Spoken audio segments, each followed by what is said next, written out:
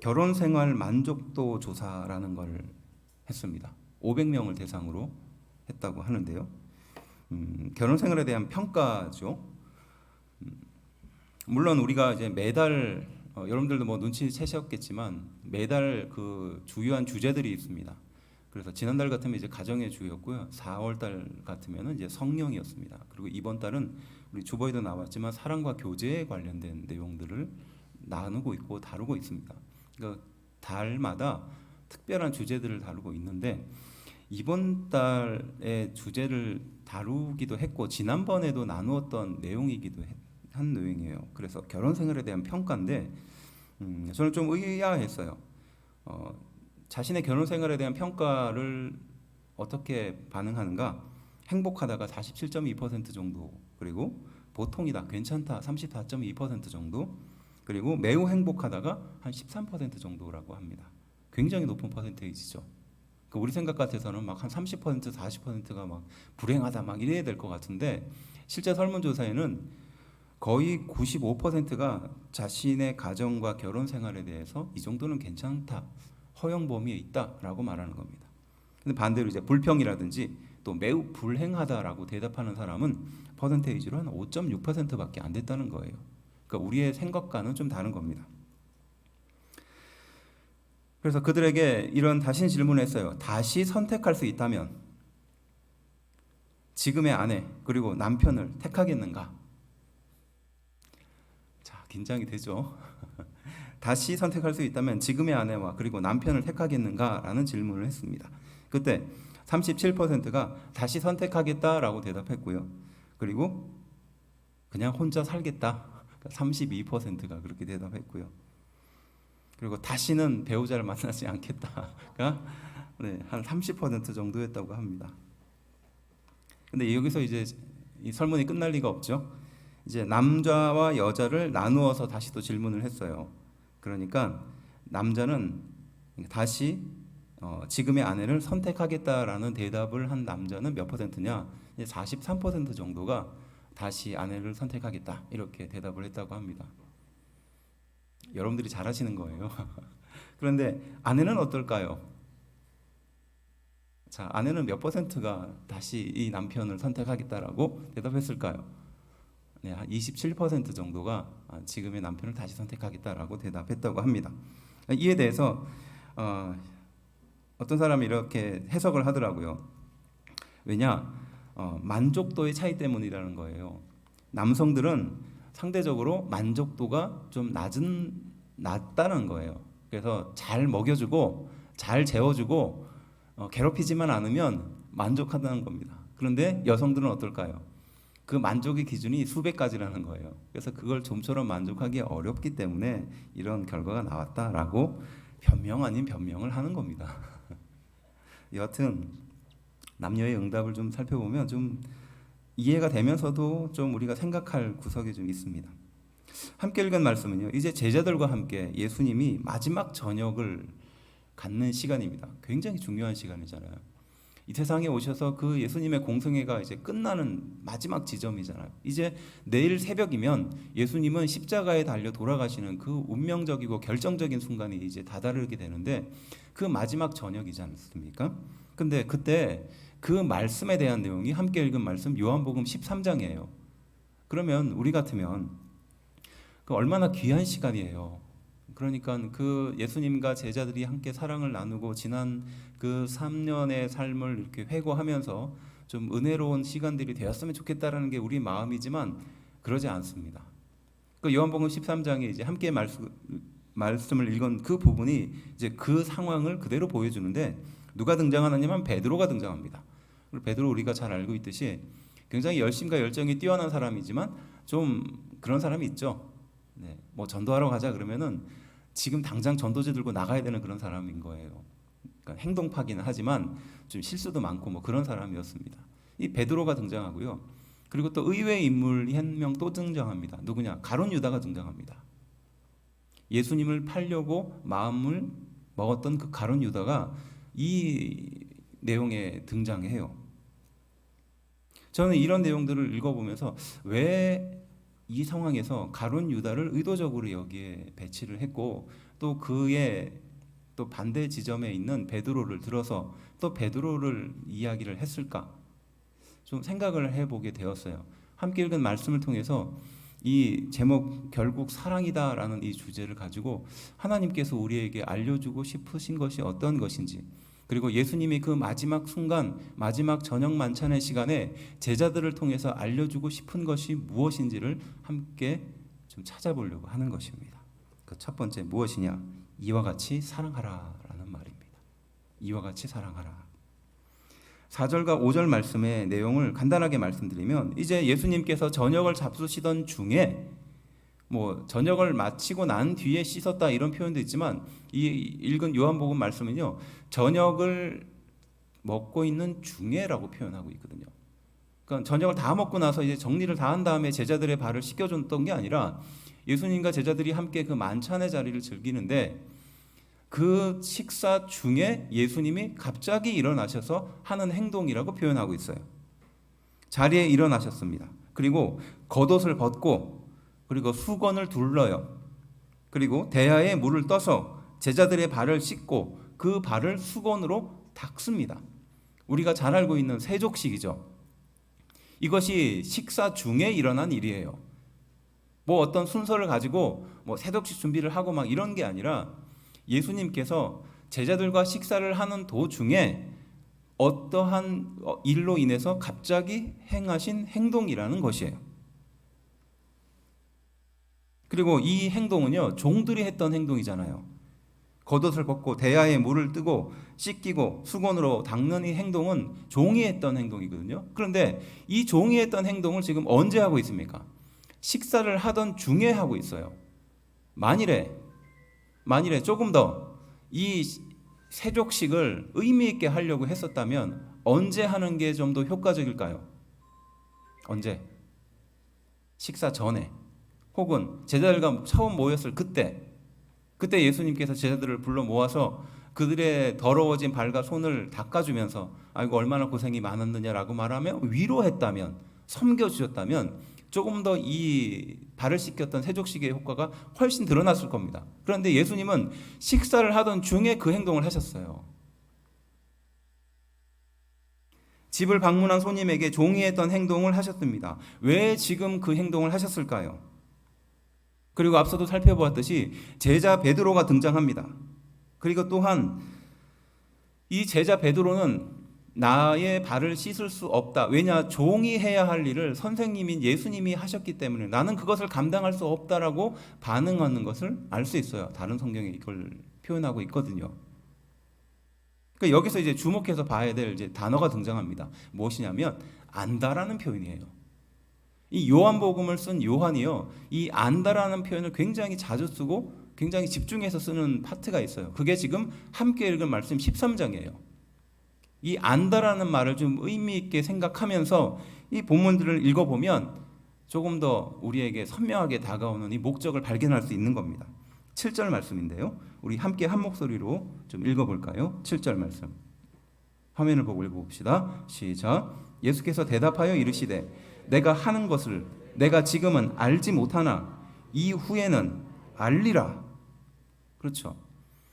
내가 지금, 그러니까 예수님께서 발을 씻기는 세족식의 그 행동을 하시면서 지금 내가 하고 있는 행동을 너는 지금 알지 못하지만 어떤다? 나중에는 알게 될 것이다. 지금 안다는 말을 반복적으로 강조해서 쓰고 있거든요. 그리고 이 표현은 어떻게 주석에서 표현하고 있냐면요, 본질적인 자각을 하게 될 것이다 라는 뜻이에요.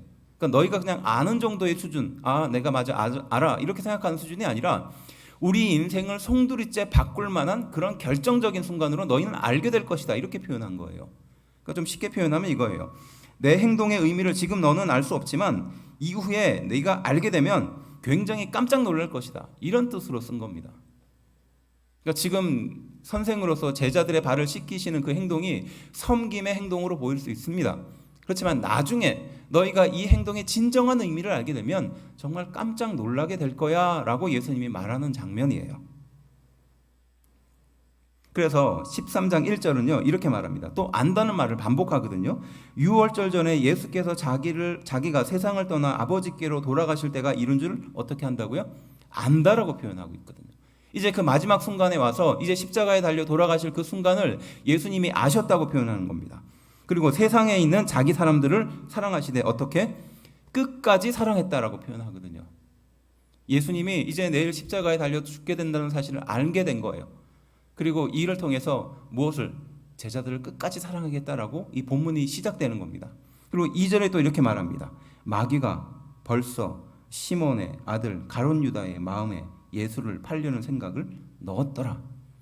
예수님이 그 제자를 끝까지 사랑하겠다라고 말씀하시는 이어지는 2절에 갑자기 가룟 유다가 등장하는 거예요. 그리고 가룟 유다가 어떻습니까? 네, 마귀에게 마음이 팔려버린 상태잖아요. 좀 어울리지 않는 겁니다. 근데 3절 말씀을 보면요. 제가 읽어드릴게요. 잘 들어보세요. 저녁 먹는 중 예수는 아버지께서 모든 것을 자기 손에 맡기신 것과 또 자기가 하나님께로부터 오셨다가 하나님께로 돌아가실 것을 아시고라고 말하거든요. 이 짧은 2절에 안다는 말이 계속해서 반복되고 있어요. 그리고 함께 읽은 그 7절 말씀도 안다라는 표현을 하거든요.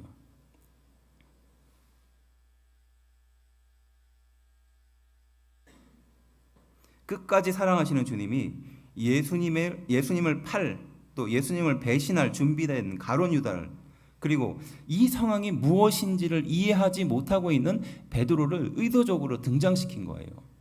이 마지막 순간에. 그러니까 우리는 성경을 읽을 때 성경이 주고 있는 그 메시지, 그러니까 그 말이 무슨 뜻인가를 통해서도 우리가 이해를 하면서 성경을 깊이 이해하지만 성경이 우리에게 제시하는 배열 그리고 순서 이것들을 조금 더 깊이 있게 보면 그것을 통해서 선명하게 다가오는 것이 있거든요. 지금 이 대표적인 본문이 요한복음 13장이에요. 의도적으로 바로 이 요한은 예수님께서 그 제자들을 사랑하시는데 끝까지 사랑하신다라는 표현을 하면서 바로 이어지는 구절에 가룟 유다를 배치하고 그리고 베드로를 배치한 거예요. 이유가 있다는 겁니다. 제자들에게 굉장히 중요하고 본질적인 것을 알려주고 싶었다라는 것이에요. 그것이 예수님의 마음이었다는 겁니다. 그래서 그것을 행동으로 옮긴 것이 바로 식사 중에 제자들의 발을 씻기는 행동을 하셨다는 겁니다. 그러니까 예수님께서 세족식을 하셨던 의미는요, 사실 우리가 잘 알고 있듯이 섬김이라는 의미예요. 하지만 이 요한복음 13장에서 강조하고 싶은 것은 그거보다 더한 의미가 있다는 겁니다. 무엇인가 예수님께서 이 섬김보다 더 강력하게 제자들에게 또 우리에게 말씀해주고 싶으신 것이 있었던 것이에요. 그게 뭡니까? 사랑이라는 거예요. 그래서 예수님께서 그 제자들을 사랑하시되 언제까지 사랑했다고요? 끝까지 사랑했다는 겁니다. 그리고 가룟 유다를 등장시키고 베드로를 등장시키고 그리고 제자들을 등장시키는 거예요. 저는 이 본문을 읽을 때 이런 생각을 해봤습니다. 제자들의 발을 씻기실 때 가룟 유다도 예수님이 잘 씻겨주셨을까? 어떻습니까? 저 같았으면 그냥 발을 그냥 막 어떻게 막 아프게, 네? 네가 날 배신할 거지 이러면서 그냥 막 부서져라 막 씻겼을 거예요. 제가 수요일 날도 농담으로 했던 얘기지만 제가 우리 장로님을 참 부러워하는 지점이 있거든요. 그게 뭐냐면 우리 장로님은 말 안 듣는 사람에게는 침을 세게 놓을 수 있는 권세가 있잖아요. 그래서 이렇게 환자들 진료를 하면 그 이제 말을 잘 듣는 환자도 있지만 말을 잘 안 듣는 그런 환자들도 있거든요. 그럼 제가 개인적으로 참 부러워요. 말 안 듣는 환자는 어떻게 하죠? 세게 놓는다는 거예요. 아프게. 그럼 그 얘기를 들으면 나도 저런 걸 좀 배워가지고 농담입니다. 예수님이 제자들의 발을 하나하나 씻기시면서 가룟 유다의 발도 씻기셨을 텐데 어떻게 씻기셨을까? 우리는 이미 알고 있잖아요. 가룟 유다가 배신할 것을. 그런데 예수님도 알고 계셨잖아요. 그런 예수님이 그 배신할 가룟 유다의 발을 씻기면서 어떤 생각을 하셨을까? 예수님이 가룟 유다를 미워하셨을까요? 예수님이 가룟 유다를 사랑하지 않으셨을까요? 아니죠. 앞서 13장 1절에서 말하는 것처럼 끝까지 사랑하신 줄로 믿습니다. 십자가에 달리기까지 사랑하신 줄로 믿습니다. 그래서 13장 18절은요 이렇게 말합니다. 내 떡을 먹는 자가 내게 발꿈치를 들었다. 이게 당시에 사용한 속담이었거든요. 이게 뭐냐면요, 나와 함께 식사를 하는 사람이 내게 발꿈치, 그러니까 경멸의 표시를 한다는 거예요. 이게 당시 사람들에게 일종의 속담 같은 이야기거든요. 예수님이 이 말씀을 인용하는 목적이 있어요. 그러니까 이거예요. 가까운 친구가 반드시 나를 배신한다. 지금 우리도 그런 비슷한 말을 하잖아요. 그렇죠? 근데 예수님의 이 말을 오히려 반대로 사용하는 겁니다. 지금 나를 배신할 가룟 유다가 내 앞에 있지만, 그리고 사람들이 그렇게 똑같이 그런 말들을 일배상적으로 사용하지만 그 사람까지 우리 예수님은 사랑하셨다. 이걸 강조하는 표현이거든요. 바로 섬김보다 발을 씻기는 행동에 더 강력한 메시지가 있던 겁니다. 배신보다 더 강력한 메시지가 있었던 거예요. 무엇입니까? 끝까지 사랑하겠다라는 예수님의 말씀과 의지가 담겨 있는 것입니다. 우리는 사랑에 대해서 많은 것들을 갈구하고 사랑에 대해서 또 베풀기를 원하고 그렇습니다. 사랑받고 싶어 하죠. 그리고 하나님께서 우리를 사랑하시는 그 사랑에 감격하고 눈물을 흘리고 또 은혜를 받기도 합니다. 그래서 하나님이 우리를 사랑하는 그 사랑은 어떤 운명적인 사랑, 그리고 정말 좀 비슷한 비유를 들 수 있다면 부모가 자녀를 잊지 못하는 그 사랑을 우리는 비유를 들잖아요. 그런데 함께 읽은 본문에 등장하는 사랑은요, 사실은 그 사랑이 아니에요. 예수님이 그 제자들을 통해서 알려주고 싶은 사랑은 사실은 그 사랑이 아닙니다. 무엇이냐? 남녀의 사랑이에요. 남녀의 사랑이에요. 그런데 여기서 조건이 붙어요. 무엇일까요? 배신을 함에도 사랑할 수 있는가라는 거예요. 나를 미워함에도 사랑으로 끝까지 안아줄 수 있는가라는 질문인 겁니다. 일방적인 사랑이 아니라 조건적인 사랑, 특별히 남녀가 만나서 결혼을 하게 되거나 사랑을 하게 되는 그 사랑에 우리는 이렇게 생각하죠. 상대방이 배신을 하거나 상대방이 나를 미워하거나 그 사랑이 식으면 우리는 그 사랑을 버리는 것이 당연한 것이라고 생각합니다. 그렇죠? 그런데 예수님께서는 바로 그 사랑을 드는 겁니다. 무지한 베드로를 통해서, 또 배신할 가룟 유다를 통해서 그 사랑을 말씀하고 싶은 겁니다. 남편을 용서하는 사랑, 아내를 용서하는 사랑을 말하는 것입니다. 우리는 과연 몇 번까지 사랑으로 용서할 수 있을까요?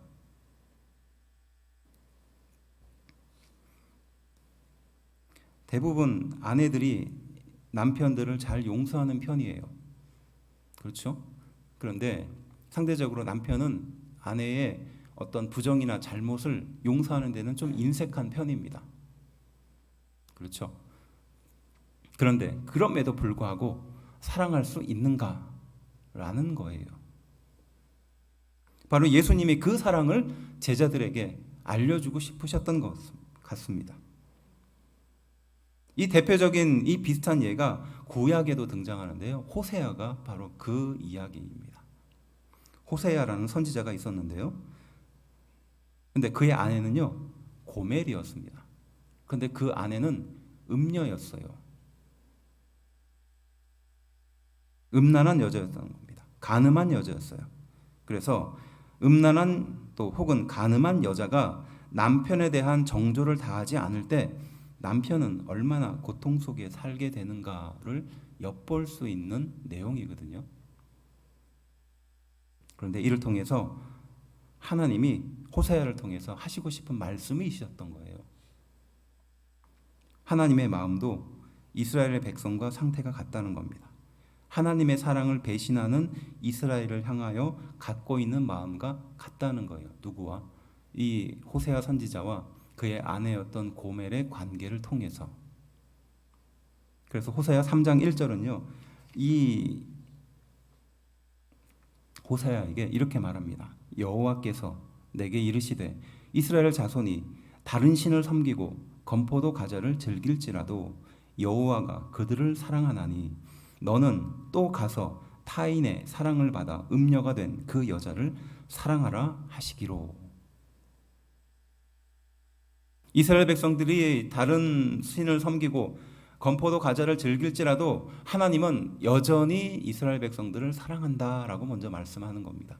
그리고 바로 호세아 선지자에게 너는 타인의 사랑을 받고 있는 그 음녀 너의 아내였던 그 사람에게 찾아가서 어떻게 하라? 사랑하라 라고 말하는 겁니다. 참 우리가 이해할 수 없는 사랑이죠. 우리는 남녀 간의 사랑은 최소한의 기본의 정절을 지켜야 된다고 생각합니다.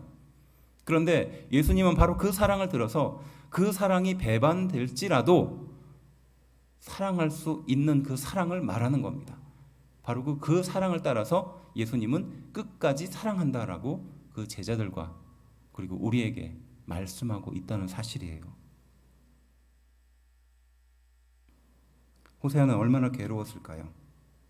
그리고 왜 음녀 고매를 사랑하라고 명령하셨을까요? 우리는 어떻습니까?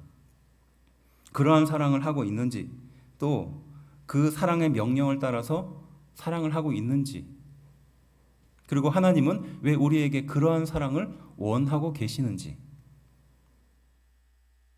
하나님의 사랑이 이와 같기 때문입니다. 예수님의 사랑이 이와 같기 때문이에요. 음녀 고매를 사랑하듯이 다시 사랑하라고 명령하는 것과 같이 가룟 유다에게도 베드로에게도 제자들에게도 동일하게 이와 같은 사랑을 하고 있다는 것이에요. 믿으십니까? 그리고 나를 향한, 우리를 향한, 우리 교회를 향한, 그리고 한국에 있는 수많은 성도들을 향한 사랑도 동일하다는 것이에요. 우리가 비록 하나님을 떠날지라도, 또 하나님의 말씀을 듣지 않고 내 귀를 막을지라도, 그리고 하나님을 저주하며 또 하나님을 멀리 할지라도 하나님은 우리를 끝까지 사랑하신다는 것이에요. 그리고 우리 또한 바로 그 사랑을 닮아가고 사랑해야 된다라는 말씀을 하시고 싶으셨던 겁니다. 마태복음 18장 21절부터 22절 말씀은 너무나 유명한 말씀이에요. 그때 베드로가 나와 이르되 주여 형제가 내게 죄를 범하면 몇 번이나 용서하여 주리이까? 7번까지 하오리이까? 예수께서 이르시되 내게 이르노니 7번뿐 아니라 7번을 70번까지도 할지니라. 당시의 율법으로는 몇 번까지만 용서해주면 더 이상 용서해줄 필요가 없다라고 자유함을 주었어요. 그런데 예수님은 어떻게 말씀하십니까? 70번에 7번까지. 어떤 뜻이에요? 끝까지 용서하라는 겁니다. 불가능할 때까지 용서하라는 겁니다. 바꾸어서 표현하면 끝까지 사랑해 주어라 라고 말하고 있는 줄로 믿습니다. 이 요한복음을 쓴 요한이요, 요한 1, 2, 3서를 썼어요. 똑같은 책을 썼습니다. 근데 요한 1, 2, 3서에 담겨있는 보석과 같은 내용이 무엇이냐? 사랑이에요. 그래서 요한 1서 4장 16절은 그 사랑에 대해서 이렇게 표현합니다. 하나님이, 우리 함께 읽을까요? 시작. 하나님이 우리를 사랑하시는 사랑을 우리가 알고 믿었노니 하나님은 사랑이시라. 사랑 안에 거하는 자는 하나님 안에 거하고 하나님도 그의 안에 거하시느니라. 아멘. 바로 안다라고 표현하잖아요. 하나님의 사랑을 알고 믿었다는 겁니다. 그리고 그 사랑을 행하는 사람에게 하나님의 사랑이 나타나고 하나님이 거하시고 하나님이 온전하게 해주신다는 것이에요.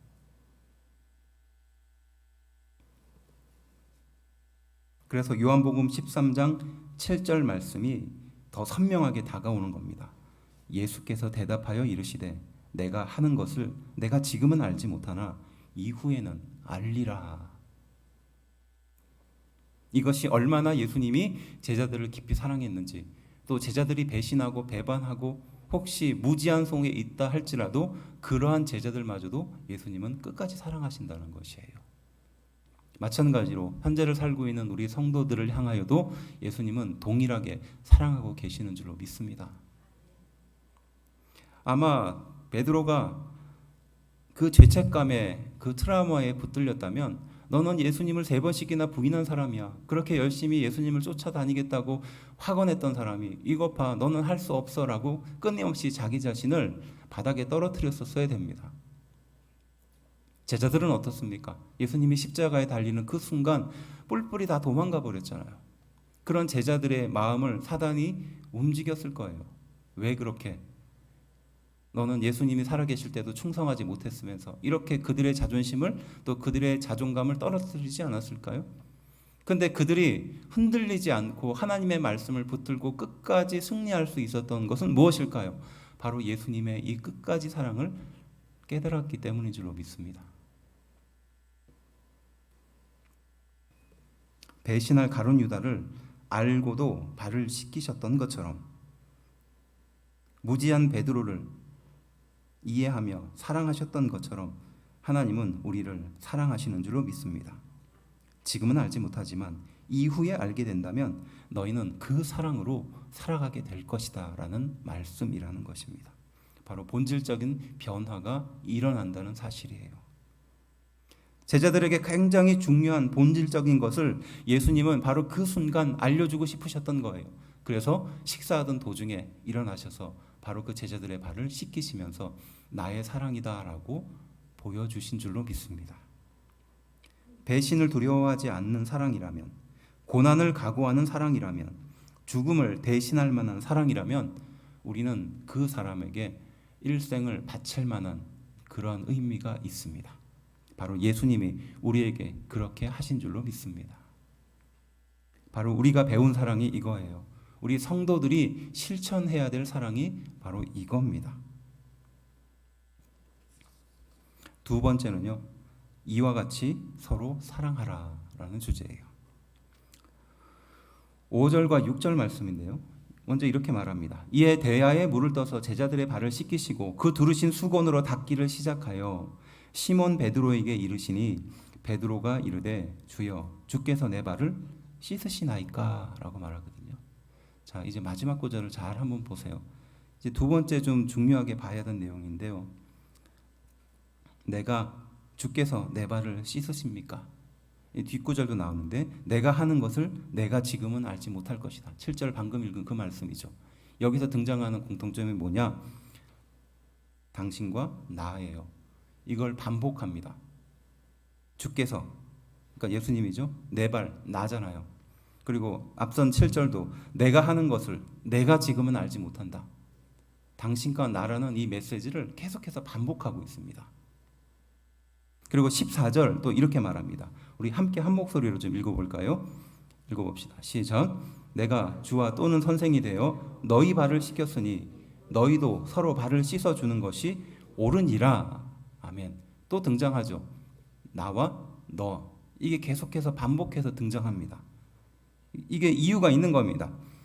당시에 선생님이 제자를 1대1로 가르칠 때 사용하는 언어였어요. 그러니까 우리가 뭐 무술 영화 같은 데 보면 사부가 그 제자에게 1대1로 가르치잖아요. 1대 다로 가르치는 모습은 잘 없습니다. 그래서 1대1로 그 제자의 잘못을 바로잡고 자세를 교정하잖아요. 마찬가지로 예수님이 그 제자들에게 1대1로 가르쳤던 거예요. 친밀하고 성숙한 관계가 보여지는 장면입니다. 그리고 그러한 상태로 깨달을 때까지 가르쳐 주시는 거예요. 잘못된 자세가 있으면 바로 잡아줍니다.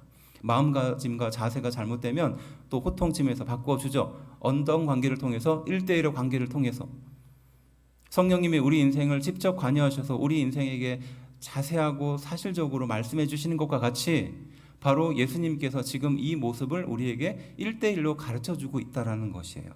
그리고 이 가르침을 통해서 너희는 어떻게 하라? 바로 너의 형제를 그렇게 가르쳐주라라는 것이에요. 믿으십니까? 앞서도 살펴보았듯이 요한일서는 요한복음을 쓴 사람이 쓴 거예요.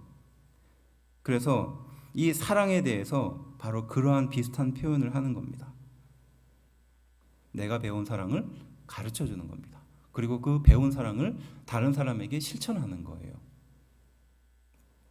요한일서 4장 11절부터 12절 말씀인데요, 우리 그런 의미를 좀 생각해 보면서 이 구절을 한번 읽어보겠습니다. 읽어봅시다. 시작. 사랑하는 자들아, 하나님이 이같이 우리를 사랑하셨은즉 우리도 서로 사랑하는 것이 마땅하도다. 어느 때나 하나님을 본 사람이 없으되 만일 우리가 서로 사랑하면 하나님이 우리 안에 거하시고 그의 사랑이 우리 안에 온전히 이루어지느니라. 아멘. 여기에도 계속해서 나와 너가 등장하죠.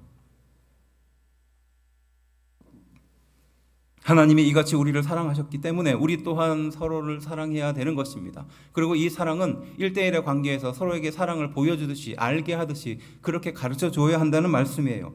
하나님을 우리는 보지는 못했지만 우리가 이처럼 서로에 대해서 가르쳐주고 1대1의 관계에서 친밀한 관계로 서로 사랑하면 바로 그 자리에 하나님이 거하시고 또 그 사랑이 온전해진다라고 말씀하고 계시는 줄로 믿습니다. 우리의 부족하고 우리의 채워지지 않는 그 갈증과 같은 사랑이 바로 이 사랑을 통해서 채워진다라고 성경은 우리에게 약속하고 계시는 줄로 믿습니다. 그래서 목회자가 하지 않으면요, 성도는 절대 하지 않습니다. 목회자가요, 희생하지 않으면 성도들은 절대 희생하지 않아요. 목회자가요, 사랑하지 않으면 성도들은 절대 서로를 사랑하지 않습니다. 마찬가지로 우리가 배워온 그 사랑을 따라서 이웃을 사랑하고 내 가족을 사랑하고 내가 사랑할 그 사랑을 사랑할 뿐만이 아니라 나를 미워하고 나를 싫어하고 나를 심지어 핍박하는 그 사람마저도 사랑할 수 있는 힘이 생기는 것이에요.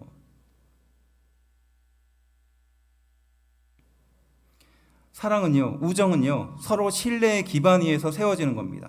그래서 만일에 그 신뢰의 기반이 깨진다면 우리는 더 이상 그 사람과 우정의 관계를 또 사랑의 관계를 지속할 수 없습니다. 그렇지만 하나님이 우리에게 가르쳐 주신 사랑은 거기에서부터 시작된다는 것이에요. 그것이 깨졌을지라도 바로 거기서부터 하나님의 변함없는 사랑이 시작된다라고 가르쳐 주는 줄로 믿습니다.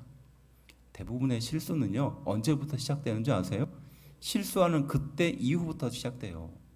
전쟁도 똑같습니다. 전쟁의 장수가 전쟁을 결정적으로 패배하는 요인이 언제인 줄 아세요?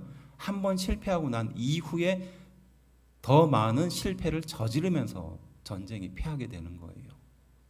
우리가 한 번 사랑에 실패했다고, 한 번 사랑에 실수했다고, 한 번 사랑이 끊어졌다고, 깨졌다고 우리의 사랑이 끝나버리는 것이 아니라 바로 거기에서부터 하나님께서 공급해 주시는 그 무한의 사랑을 실천할 때라는 것이에요. 하나님은 바로 우리를 향하여 그런 사랑을 보여주고 계시는 줄로 믿습니다. 자기와 잘 맞는 사람과 마음을 놓을 수 있는 사람과 사랑과 우정을 나누는 것은요, 세상 사람들도 할 수 있어요. 하나님을 믿지 않고 예수님을 전혀 모르는 사람도 그런 사랑은 할 수 있습니다. 하지만 하나님의 사랑은 그렇지 않습니다. 끝까지 사랑하는 겁니다. 그것을 성도들과 함께 나누라라고 말씀하고 계시는 줄로 믿습니다. 바로 이를 위해서 예수님이 1대1로 제자들에게 보여주신 거예요. 그리고 우리에게 가르쳐 주신 것이고 우리 또한 이러한 사랑을 실천해야 된다는 사실이라는 겁니다. 정리하면요, 이와 같이 사랑하라 라는 말씀은 바로 안다라는 이 단어에 주목해서 보는 것이에요. 그래서 배신이나 무지에도 사랑하시는 그 사랑을 알고 깨닫게 되는 것입니다. 또 이와 같이 서로 사랑하라 라는 메시지는요, 당신과 나 사이에 1대1로 배우는 그 사랑을 통해서 하나님이 우리에게 보여주신 것, 또 예수님이 우리에게 보여주신 것, 또 성령님이 지금 이 시간 이 순간에도 우리에게 가르쳐 주시는 그 사랑으로 성도들을, 또 이웃을, 나를 미워하는, 나를 불편해하는, 나를 괴롭히는 그 사람을 사랑하는 것, 바로 그것을 말씀하고 계시는 줄로 믿습니다.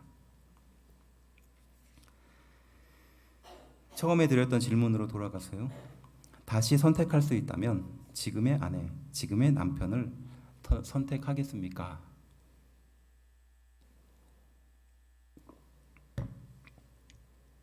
그러면 아마 3분의 1 정도는 선택할 겁니다. 그리고 앞서 보았듯이 작은 숫자가 다시 선택할 수도 있어요. 근데 이 질문을 좀 바꿔보면요, 이렇게 바꿀 수 있습니다. 다시 선택할 수 있다면 지금의 자녀도 선택하겠습니까? 만일에 여러분들이 다시 선택할 기회가 주어진다면 지금 여러분들이 양육하고 있는 그 자녀를 다시 만나고 다시 선택하겠습니까? 바꿀 수 있어요. 그러면 그 질문에 대한 대답은 완전히 바뀌게 되죠. 아들이 태어나면서부터 소아마비를 이제 앓았던 아이인데 오른쪽 다리가 불편해요. 태어나면서부터 좀 짧아요. 그래서 계단을 올라갈 때 쩔뚝쩔뚝 걸을 수밖에 없는 아이입니다. 근데 그 어머니가 항상 그 아이의 오른편 뒤를 따라 올라가요. 저는 처음에 그게 몰랐어요. 그게 왜 그렇게 가시나. 나중에 이제 이야기를 들어보니까 아들이 오른쪽 다리가 불편하니까 엄마가 그거 좀 가려준다고 오른쪽 뒤에 항상 이제 이렇게 따라다녔던 거예요. 그게 이제 습관처럼 남은 겁니다. 그런 이제 집사님이셨어요. 참 귀하죠. 아마 대부분의 부모가 같은 마음일 겁니다. 아들의 그 약점을 숨겨주고 싶고 그런 게 부모의 마음, 특별히 어머니의 마음 아니겠습니까? 근데 그분이 이제 제가 인도하는 성경 공부반에 들어왔어요. 근데 이야기를 나누다 보니까 이분의 마음 속에는 굉장히 그 분노가 가득한 거예요. 그래서 그 분노의 원인이 무엇인가 이제 자기가 이야기하는 게 그겁니다. 이 아이를 태중에 품고 있을 때 남편이 좀 속을 썩였던 모양이에요. 그래서 이 아이가 이렇게 소아마비로 태어난 거는 남편 때문이다. 이렇게 좀 생각하는 것 같습니다. 그러면 안 되는데 제가 남편 되시는 집사님도 알고 있거든요. 그래서 이 원망을 풀지 못하는 거예요. 그래서 이 남편 입장에서도 굉장히 좀 기가 막히겠죠. 물론 실수는 하고 그렇겠지만 뭐 이걸 부정할 수도 없고 또 긍정할 수도 없는 그런 상태잖아요. 그래서 제가 그 성경 공부 중에 제가 그 집사님한테 물론 이제 같이 돌아가면서 질문을 나누었던 건데 이제 물어봤던 질문이 그거였어요.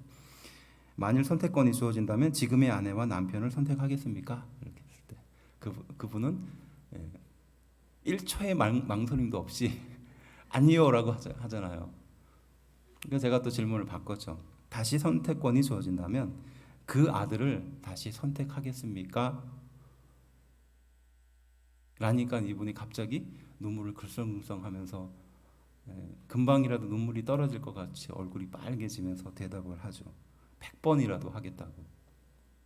할 수 있는 한 다 하겠다고. 그래서 그 아들을 다시 만날 수만 있다면 그렇게 하겠다라고 대답을 합니다. 근데 제가 또 찬물을 끼얹었잖아요. 그러려면 지금의 남편과 또 만나야 되는데요. 그러니까 눈물이 쏙 들어가는 거예요. 남편을 용서하고 사랑해야 하듯이 그래야 지금의 그 귀한 자녀를 다시 만날 수 있듯이 하나님도 집사님을 만나기 위해서 그렇게 수백 번이라도 선택하지 않았겠습니까? 이 세상을 창조하시고 우리를 만드신 그 하나님께서 나를 만나기 위해서 지금까지 수백 번이라도 그렇게 만나러 오신 줄로 믿습니다. 결국 무엇입니까? 사랑이라는 거예요. 우리 인생의 마지막에 남을 것, 또 우리 인생의 마지막에 나를 향하여 기다리고 있는 것이 바로 사랑이라는 것입니다.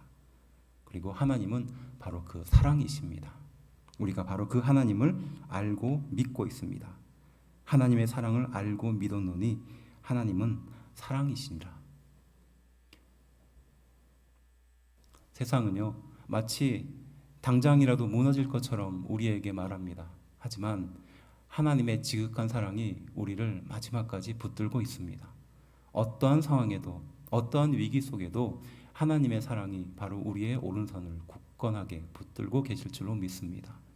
그 사랑을 붙들고 그 사랑을 실천하며 그 사랑으로 승리하는 우리 귀한 성도들이 되기를 주의 이름으로 축원합니다. 기도합시다.